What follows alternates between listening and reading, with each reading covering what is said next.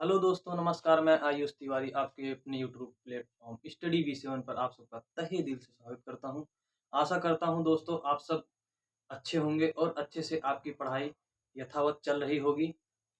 आइए दोस्तों, हम भक्ति काल के विषय में आज देखेंगे।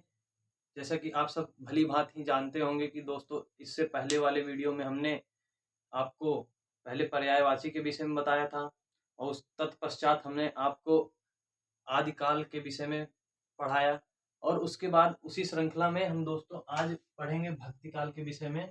तो भक्ति काल से क्या आशय है, भक्ति काल के अंदर कौन कौन से इम्पोर्टेंट की हैं, कौन कौन से कवि या लेखक आएंगे, उन सभी जानकारी को मैं आप सबके समक्ष प्रस्तुत करूंगा और बेहद ही आसान भाषा में आपको समझाने की कोशिश करूंगा।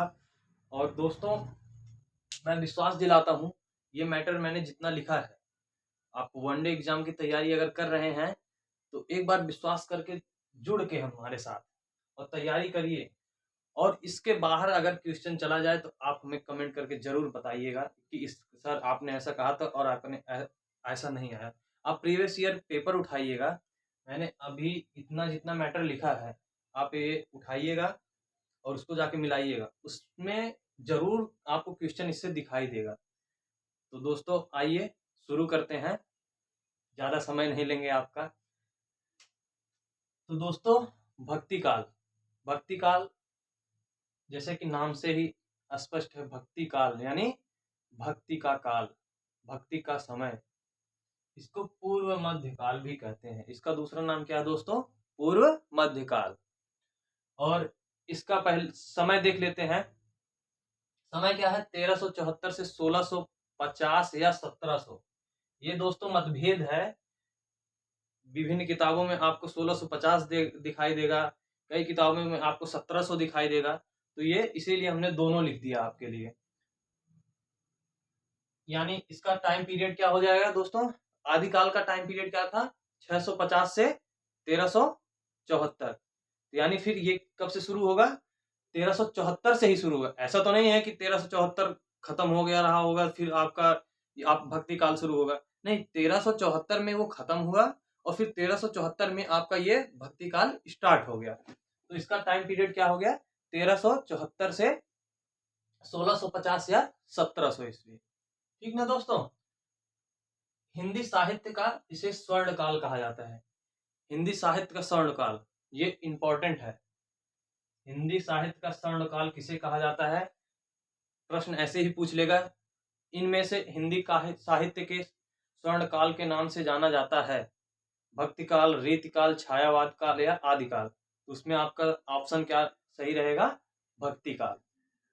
फिर ये इंपॉर्टेंट है, ये आप जैसे कि टीजीटी पीजीटी की तैयारी करेंगे तो उसमें ये क्वेश्चन देखने को मिलेगा आपको कि अरबों की देन है, जो ये आपका भक्ति काल है अरबों की देन है।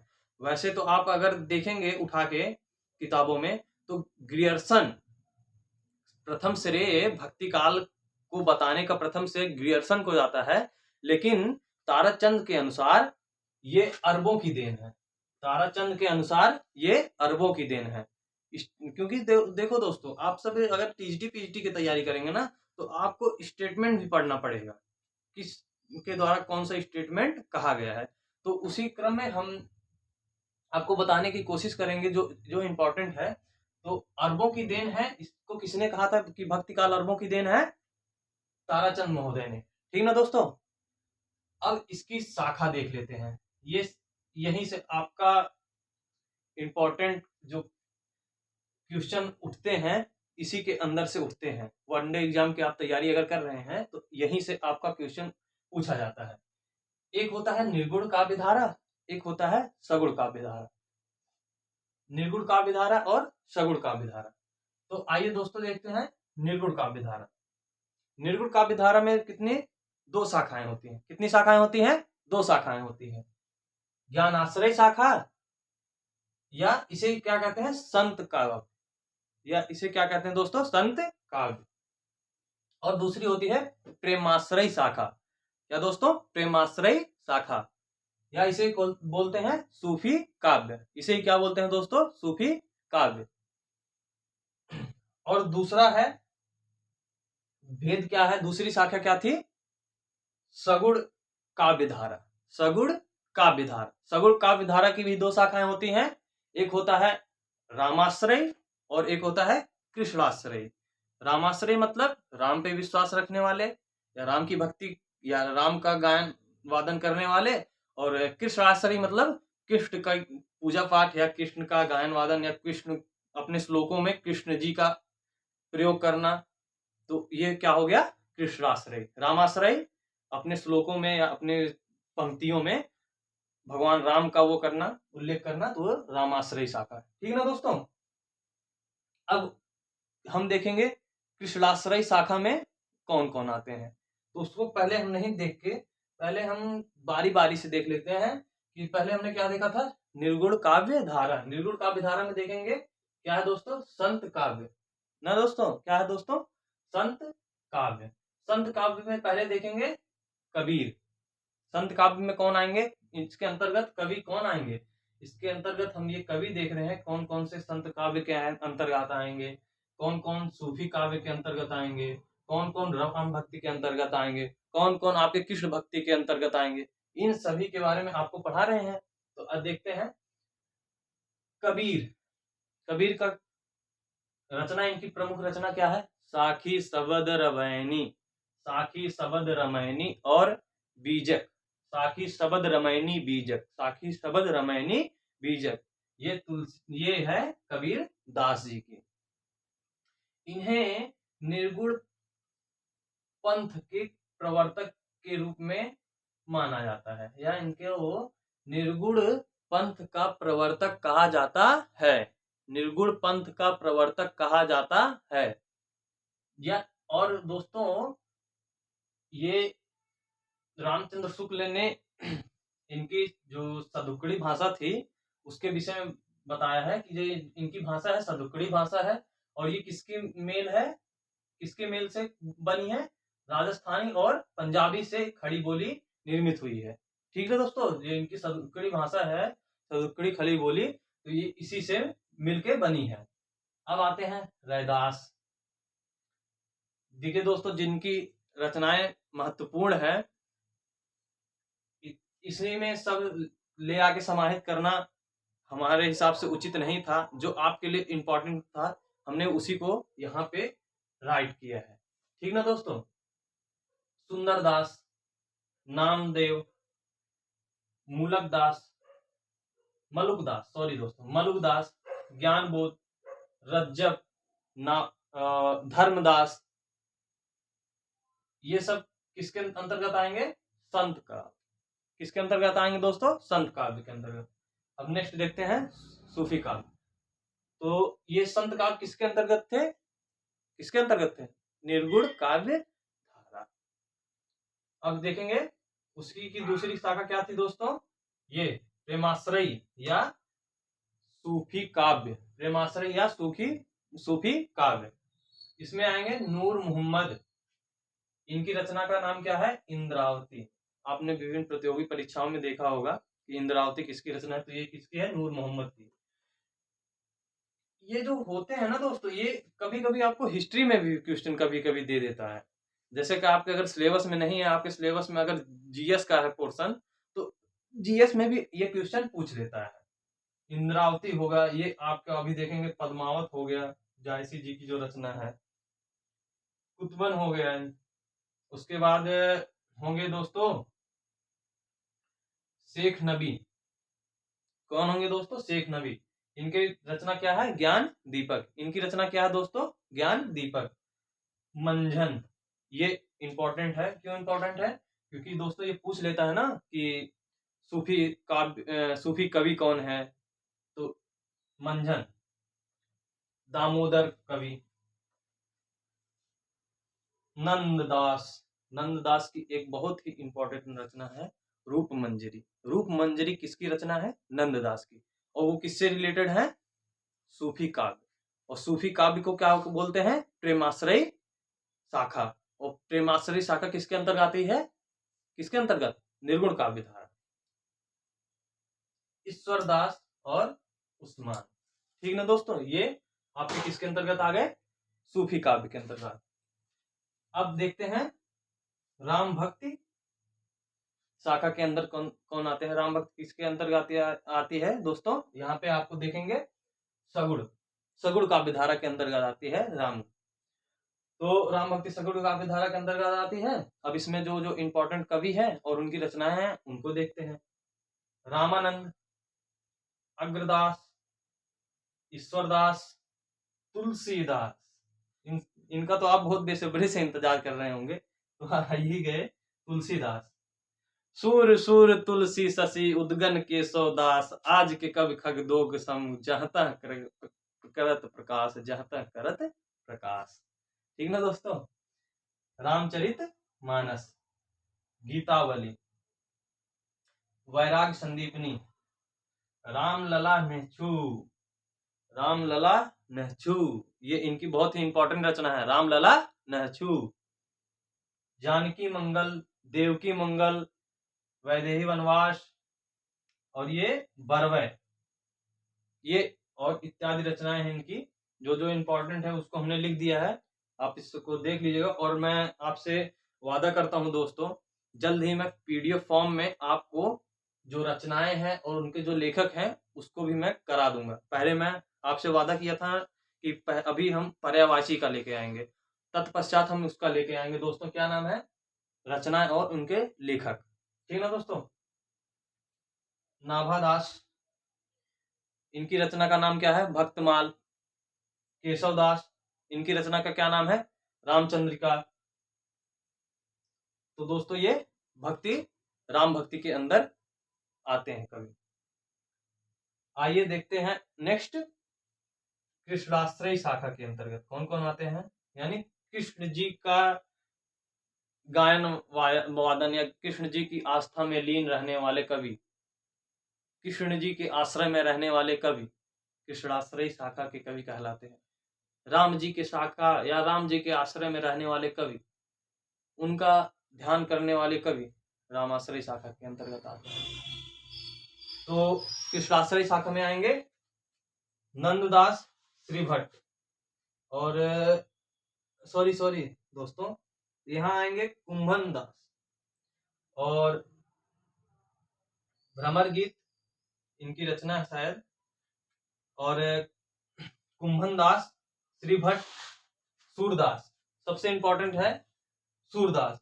सूरदास है दोस्तों सूर सागर, साहित्य लहरी और सूर की सरावली, सूर की सरावली। अब आएंगे मीरा बाई।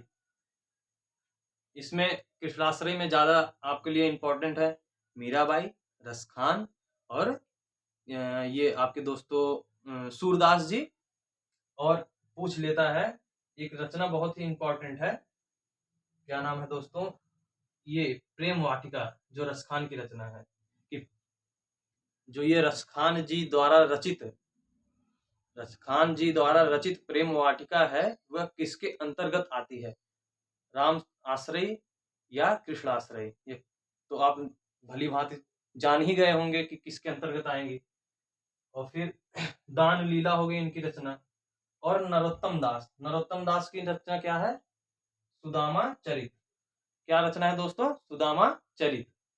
तो दोस्तों मैं आशा करता हूँ ये इधर आपने राम भक्ति के अंतर्गत और कृष्ण भक्ति के अंतर्गत जो जो कवि आते हैं उनको भली भांति आप समझ गए होंगे। अब देखते हैं अन्य जो आते हैं भक्ति काल के अंतर्गत, क्योंकि ऐसे भी प्रश्न पूछता है ना दोस्तों आपके वनडे एग्जाम में, या आप अगर टीजीटी, पीजीटी या यूपी टेट, सुपर टेट ये सब देंगे तो उसमें पूछेगा कि इसमें से भक्ति काल शाखा के कौन कवि हैं, या दे देगा चार ऐसे दे देगा, कवि का नाम दे दिया, इधर काल दे दिया या युग दे दिया, तो इसको मिलाइए, ये किससे रिलेटेड है, ये किससे रिलेटेड है। ठीक है ना दोस्तों? अब आ गए आपके अन्य कवि जो भक्ति काल से रिलेटेड है। सेनापति हो गए, चिहल हो गए, मनोहर कवि हो गए, बलभद्र मिश्र हो गए। ठीक ना दोस्तों? ये इंपॉर्टेंट थे, इनको हमने आपको बता दिया। हमने दोस्तों उस हिसाब से ये आपके सामने स्लाइड बनाई है ना दोस्तों। आपके प्रीवियस ईयर जो पेपर है उसका हमने अध्ययन किया है, तत्पश्चात हमने अपने नोट्स से और बुक्स से मिक्स करके आप सबके सामने ये स्लाइड बनाई है। और स्लाइड तैयार करने में अब आगे देखते हैं अष्टछाप के कवि। ये अब यहाँ से आपका शुरू हो जाता है, जो हम बोलते हैं ना आपको कि इससे रिलेटेड हम जो इम्पोर्टेंट की है उसको अंत में बताएंगे। तो वही अब इम्पोर्टेंट की जो है, जो उसके अगर डीप में जाके पूछेगा आपसे क्वेश्चन, तो उसको हम बता रहे हैं। अब क्या है अष्टछाप के कवि। अष्टछाप के कवि, इसकी स्थापना 1565 में वल्लभाचार्य और उनके पुत्र जो है विट्ठल दास के द्वारा की गई थी। तो वल्लभाचार्य के शिष्य कौन कौन है? सूरदास, कुंभन दास, परमानंद दास और कृष्णदास। कौन कौन है दोस्तों? सूरदास, कुंभन दास, परमानंद दास, कृष्णदास। किसके शिष्य हैं? वल्लभाचार्य। और इसकी स्थापना कब हुई थी? 1565 ईस्वी। विट्ठलनाथ, सॉरी दोस्तों, विट्ठलनाथ इन पुत्र किसके थे? वल्लभाचार्य के। किसके पुत्र थे? वल्लभाचार्य के पुत्र थे। इनके शिष्य कौन है? विट्ठलनाथ के। विट्ठलनाथ के शिष्य कौन है दोस्तों? चित स्वामी गोविंददास नंददास। चित स्वामी गोविंददास नंददास। ठीक ना दोस्तों, आप ये समझ गए होंगे इधर की स्लाइड जो है। अब आगे आइए, अब आगे देखते हैं कबीर भाषा को पंचमेल खिचड़ी किसने कहा?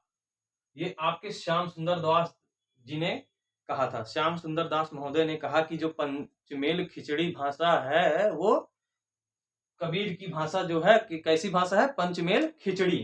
ठीक ना दोस्तों, आप सोचे, आप आम बोलचाल भाषा में बोलते होंगे अरे पंचमेल खिचड़ी हो गई, यानी कई भाषाओं का मिक्सअप है उनकी भाषा। तो वही एक किसने बोला कि उनकी भाषा पंचमेल खिचड़ी है? किसने बोला दोस्तों? श्याम सुंदर दास ने। अब देखते हैं नेक्स्ट, कृष्ण भक्ति काव्य धारा में सर्वाधिक कवि थे। ये भी इंपॉर्टेंट की हो गया आपके लिए।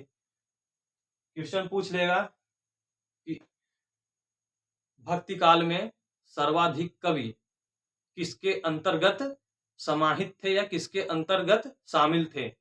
ऑप्शन देगा आपको, संत कवि, सूफी कवि, रामाश्रयी, कृष्णाश्रयी। तो आप क्या टिक मारेंगे? कृष्णाश्रयी ना दोस्तों, वही हमने यहाँ पे नोट डाउन किया है। फिर उसके बाद देखेंगे संप्रदाय, दो संप्रदाय अति महत्वपूर्ण था। निम्बक संप्रदाय, निम्बार्क संप्रदाय, इसको आपने देखा होगा, बहुत मतलब रेयर ही केस में पूछा जाता है। अगर आप टीजीटी पीजीटी की तैयारी करेंगे ना दोस्तों, तो उसमें ये पूछा जाएगा। निम्बार्क संप्रदाय के अंतर्गत कौन आते हैं? श्री भट्ट। कौन आते हैं दोस्तों? श्री भट्ट। फिर चैतन्य संप्रदाय। कौन सा संप्रदाय दोस्तों? चैतन्य संप्रदाय। चैतन्य संप्रदाय के अंदर कौन आएंगे दोस्तों? गदाधर भट्ट। इधर दोस्तों, इधर वाली स्लाइड काफी छोटी हो गई है, तो दोस्तों ये असुविधा हम थोड़े ही दिनों में दूर कर देंगे। ऐसे ही अगर आप हमारा, तो दोस्तों आइए देखते हैं आगे। इधर ये हो गया और स्लाइड में देखते हैं, एक बार सरसरी निगाह से देख लेते हैं कुछ बचा तो नहीं है। इधर ये हो गया, ये ठीक ठीक दोस्तों, आशा करता हूं कि आपको भली भांति भक्ति काल के विषय में